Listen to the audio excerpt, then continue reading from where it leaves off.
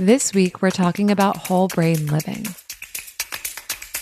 You are listening to Love Your Job Before You Leave It, the podcast for ambitious, high-achieving women who are ready to stop feeling stressed about work and kiss burnout goodbye forever.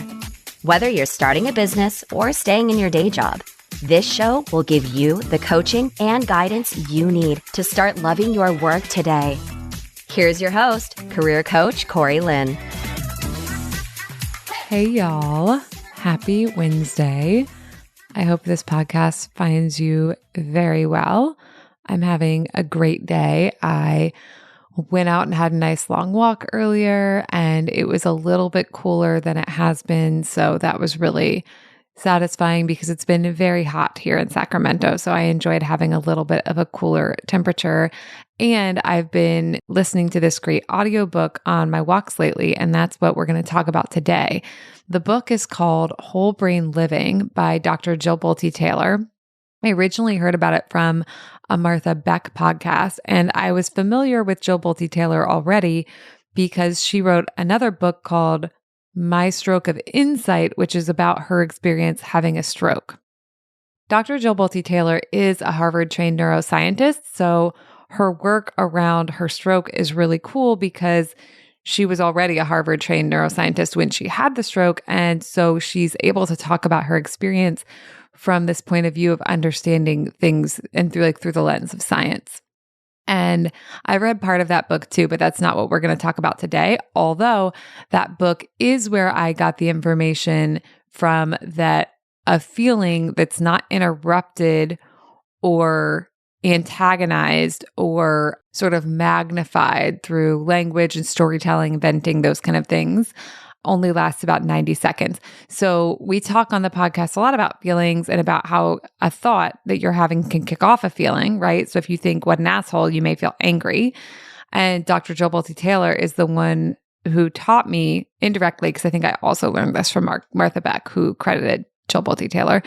Anyways, it's her experience in the stroke was that if she didn't get stuck in the language loop or get stuck in the story or get stuck in replaying the thing that had happened, the feeling itself would only last about 90 seconds. And I find that to be very helpful when a big feeling comes up that is maybe difficult for me to feel, knowing that if I let it be there, the physiological experience of the feeling will pass in 90 seconds. I know that may not be your experience. For most of us, our feelings don't pass in 90 seconds, again, because we are either engaging with the feeling or we're continuing the story around the feeling. When we continue the story around it, we continue the feeling around it. So for many of us, our feelings seem to last for minutes, hours, days of our lives, months, years of our lives. But what Dr. Bolte Taylor is saying is that that's not the feeling itself. When we interact with the feeling or when we interact with the story about the feeling, that kind of longer effect can happen. And for a lot of us, that's our habit. Our habit is to retell our story. It is to kind of get stuck there and live inside the feeling. And there's a lot of different tools, coaching, therapy, and other things that can help you learn to not do that if that's something you're interested in. For me, it is because I want to be able to feel my feelings without getting stuck in them. I want to be able to feel my grief without building a house and living there for the rest of my life. Okay, so that's a mini lesson from Dr. Bolte Taylor from her other book that can be really useful in the coaching you're doing about your career and your life and anything else you're using these tools on. But today, what I want to talk about is this other book of Dr. Bolte Taylor's that I've just been reading. And spoiler alert, I'm not even quite done yet, but you know how excited I get when I'm learning about something. I want to talk to y'all about it immediately. And so sometimes I get too excited to even finish the book. I'm almost done. I'm just not quite there. So something I think and talk a lot about is understanding that our brain, even when it's saying unhelpful shit, our brain's not an asshole. It doesn't want us to feel bad on the whole. It's just that our brain sometimes gets confused about how to help us and how to keep us safe. So that's something I've been saying for a long time. And in reading this book, what I learned was Dr. Bolte Taylor's ideas can help me understand and kind of bolster my ideas around that. So in Whole Brain Living, she's talking about how we have two hemispheres of the brain, which most people know about, right? You have your right hemisphere and you have your left hemisphere. A lot of people associate like the left hemisphere with like being super rational and stuff like that. A lot of people associate the right hemisphere with like being creative and stuff like that. But what I learned from this book is that's a major oversimplification. What I also learned is there are these parts of your brain that you actually have in both hemispheres. So I think it's the amygdala is actually in both hemispheres. And then there are a few other parts. And I'm familiar with the amygdala because that's something that can get sort of activated, I think, when we're having like a fight or flight response.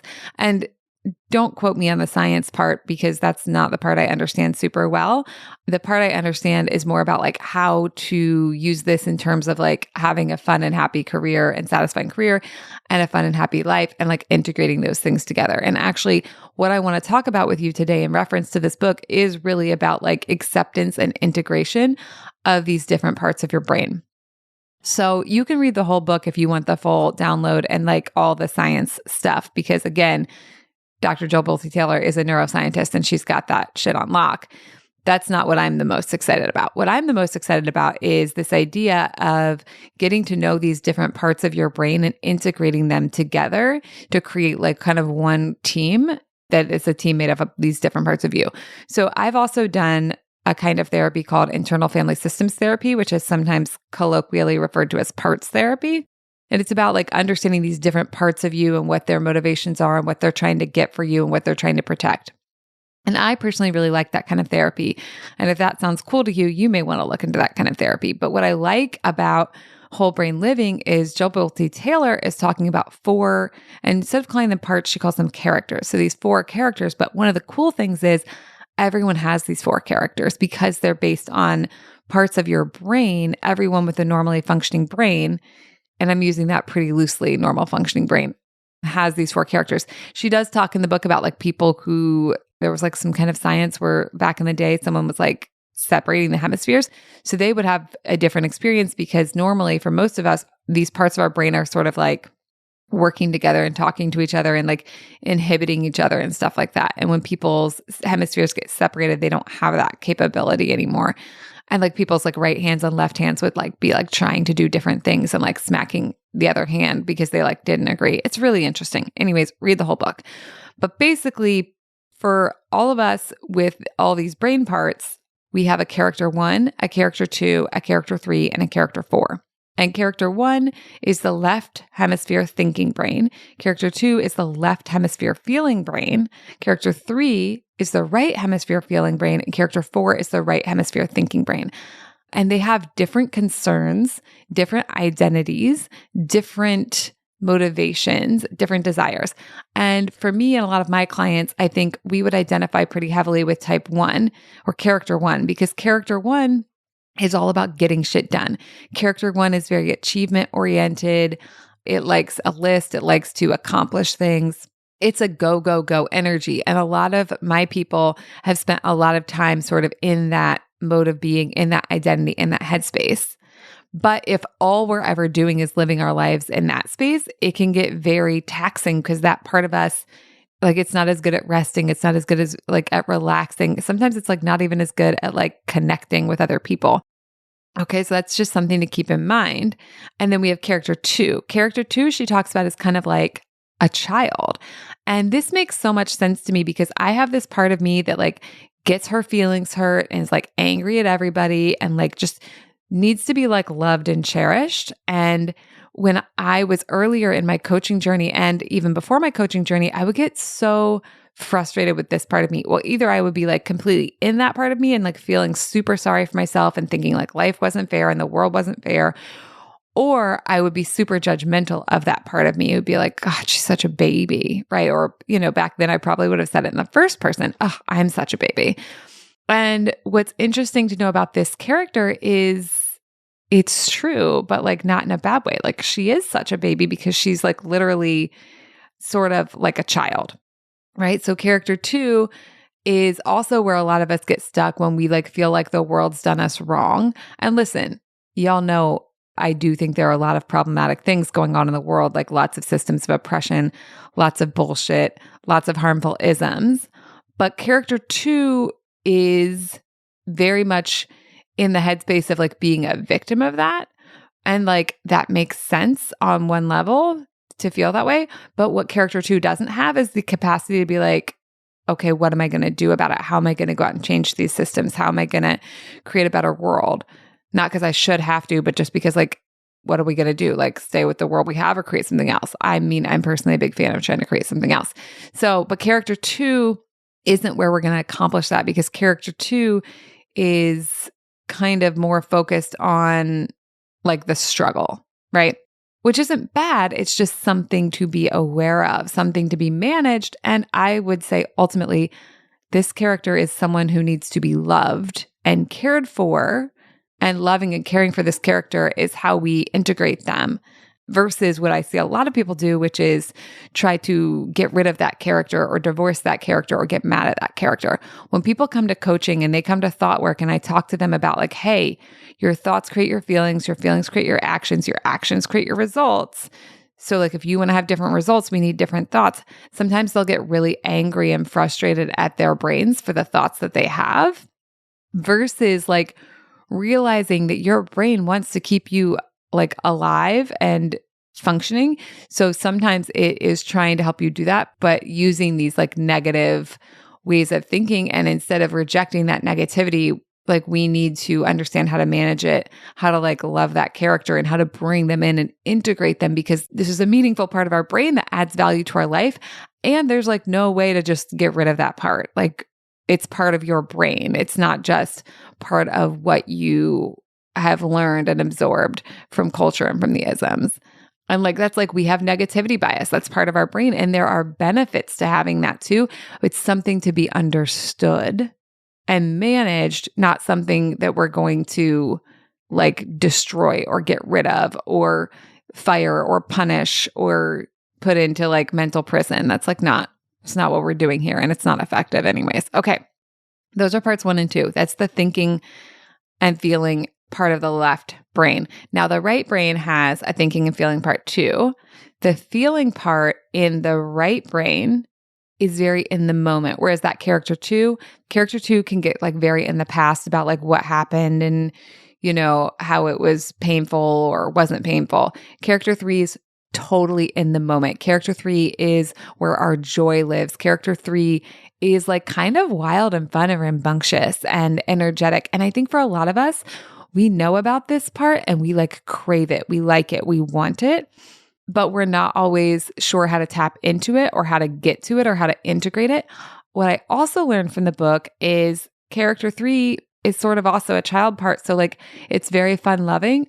And also sometimes it has ideas that we need to sort of fact check or keep an eye on with our thinking parts, because sometimes character 3 can do reckless things that put us in danger that we may not want to do.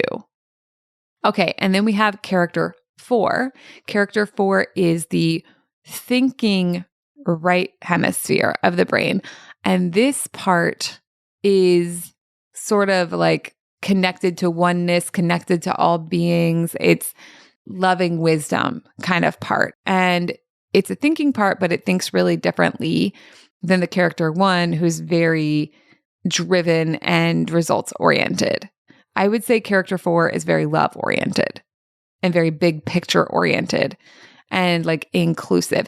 And that sounds really yummy. And I think it is really yummy. But again, like in coaching, I see so much of like people are like, well, I want to figure out what the best thing is and then spend all of my time over there.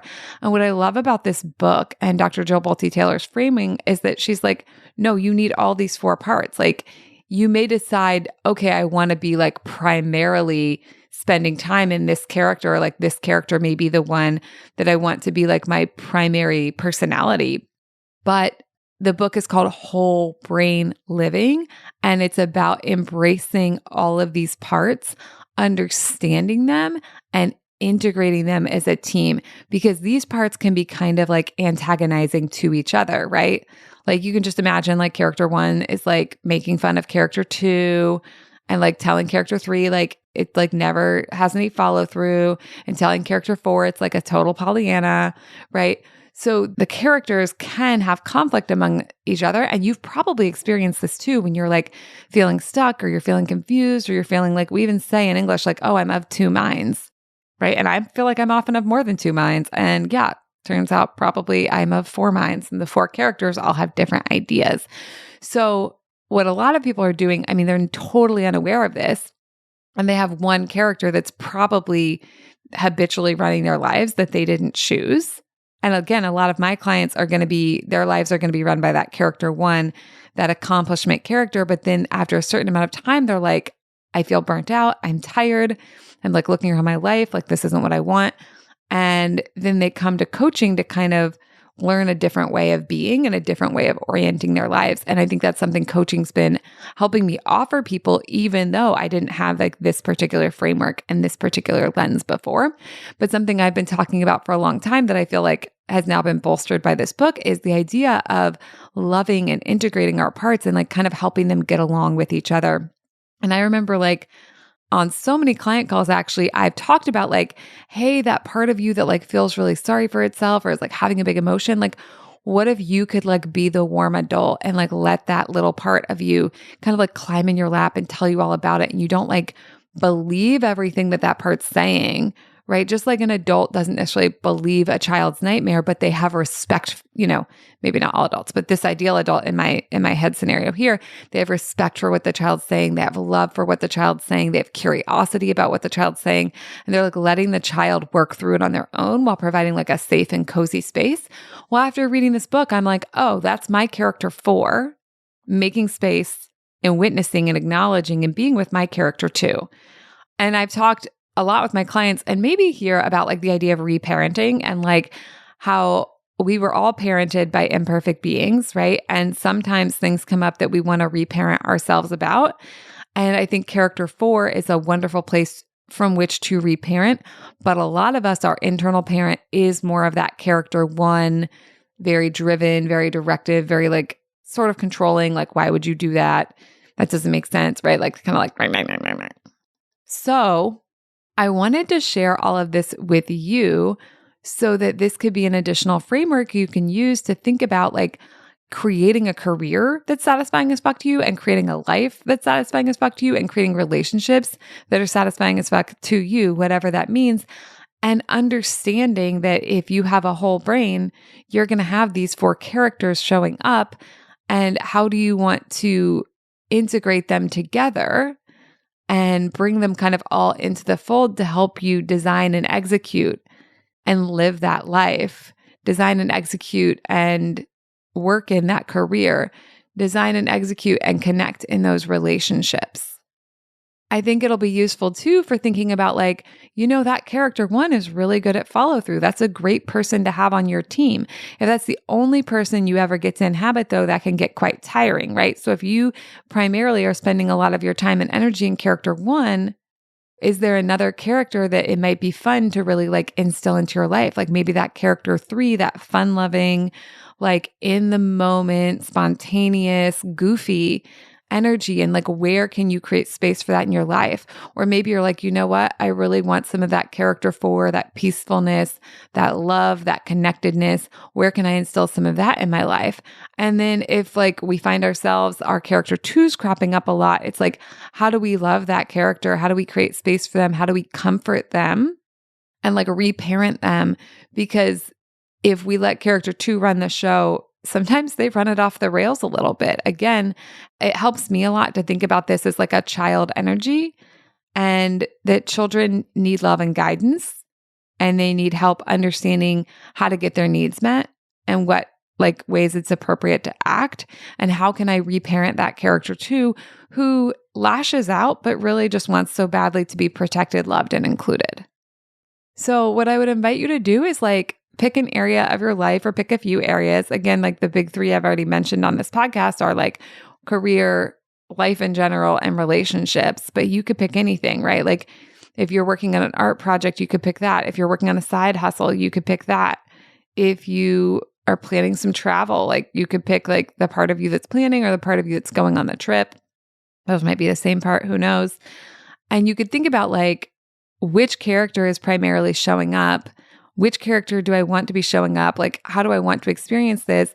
And how can I integrate all these parts, right? Like if something's going on and your character 2 is having like a lot of like worry about it, how can you comfort that? And then which other characters can you bring in to help create more of what you want versus just creating more of what you already have created? So many of us are like living our lives habitually. We're doing things we've always done. We're thinking thoughts we've always thought. We're getting results we've always gotten, and like whether we like them or not.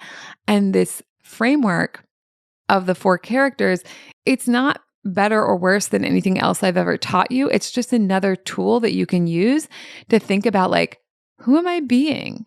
Do I like who I'm being here? Is it working for me? Would I like to be something else? While also wrapping in the 50-50, right? I think some of us are like, yeah, I'd like to not have that character 2, that like worry and the guilt and the shame and the struggle and like that attachment to the past. But Dr. Jill Bolte Taylor actually didn't have that part of her brain online for a while. The stroke that she had was in the left hemisphere of her brain. And so she actually had to spend, I think it's like 8 years rebuilding some of her left brain functionality. And she talks about how those feelings, while they often aren't pleasant, add like a depth and richness to our lives. So can we even like learn to appreciate them? They may be the 50-50, they may not be the fun part, but when we don't think they're bad or mean that anything has gone wrong, maybe they can be part of a wonderful career, life, relationship as well. I also think something that's really fun about this is realizing that all of these 4 characters are your birthright as a human with a brain. If you've lived your whole life primarily in character 2 and you want some of that character 1 drive and like follow through, you can have that. That is in you. You can build that and create that and move forward with that. And if you've been hardcore character 1 and you want that character 3 fun and delight, you can have that. You have that capacity in you. You can learn to become that character and tap into that too. And if you want some character 4 energy, you want to feel that peacefulness, that oneness, that like connection to the whole of existence, that's available to you. I think so often we have these like very restricting definitions of ourselves and who we are and what kind of person we can be in the world and what's available to us. And I think there's so much more available to you and so much more you're capable of. And it's like maybe at your fingertips more than you ever thought it was. So that's what I want y'all to think about today. How can I use these ideas of the 4 characters to create more of what I crave and have a better experience of this human life I'm having? And listen, if you want some guided support and one-on-one coaching on how to implement all of these ideas I talk about on the podcast, come sign up for a consult with me. We will have a great conversation that'll get you a good start in any direction you want to go in. And if you want more ongoing support, I can tell you about the ways I'm working with clients currently. All right, that's what I got for y'all. Have a lovely day. Bye. Thank you for listening to Love Your Job Before You Leave It. We'll have another episode for you next week. And in the meantime, if you're feeling super fired up, head on over to CoreyLynn.com for more guidance and resources.